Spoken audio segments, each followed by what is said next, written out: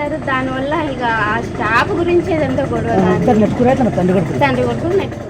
అసలు తండ్రి కొడుకుల మధ్య గొడవకు కారణమేంటో బయటపెట్టింది మోహన్ బాబు ఇంట్లో పనిచేసే పని మనిషి. మోహన్ బాబు దగ్గర పనిచేసే ప్రసాద్ పై మనోజ్ చేయి చేసుకున్నాడని, దీంతో సహించని మోహన్ బాబు మనోజ్ ను వారించాడని ఆమె చెప్పింది. తన స్టాఫ్ పై చేయి చేసుకునే అధికారం మనోజ్ కు లేదని మోహన్ బాబు గట్టిగా చెప్పడంతో తండ్రి కొడుకుల మధ్య కాస్త తోపులాట జరిగిందంటూ ఆమె మీడియాతో వివరించింది.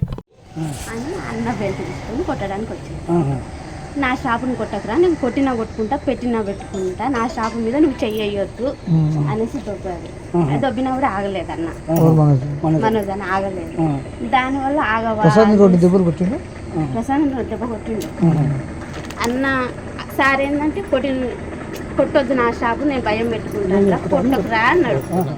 అంతేకాదు, గతంలో మోహన్ బాబు మంచు మనోజ్ల మధ్య గొడవలున్నాయంటూ మోహన్ బాబు ఇంట్లో పనిచేసే లేడీ చెప్పింది. భూమా మౌనికను పెళ్లి చేసుకోవడం మోహన్ బాబుకు ఇష్టం లేదని, అప్పటి నుంచి ఇద్దరు కాస్త ఎడముఖం పెడముఖంగానే ఉంటున్నట్టు మీడియాకు చెప్పింది.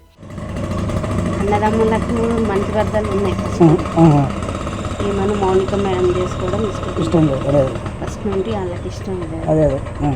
దానివల్ల కొంచెం వాళ్ళు ఫస్ట్ నుండి డిస్టర్బెన్స్ ఆ విషయం మీద ఎవరికో బాబు ఉన్నాడు, ఆల్రెడీ బాబు ఉన్నాడు కాబట్టి వాళ్ళకి ఇష్టం లేదు.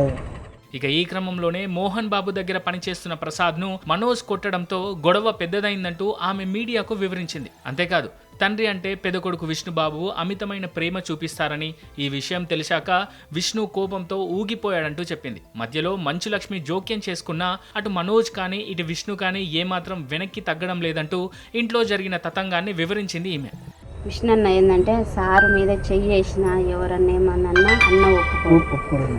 ప్రాణం తండ్రి కొడుకు పెద్ద కొడుకు చేసిండు. అందుకని డాడీని ముట్టుకుంటావా అని కోపం ఉంటుంది అన్నకు. అంతే.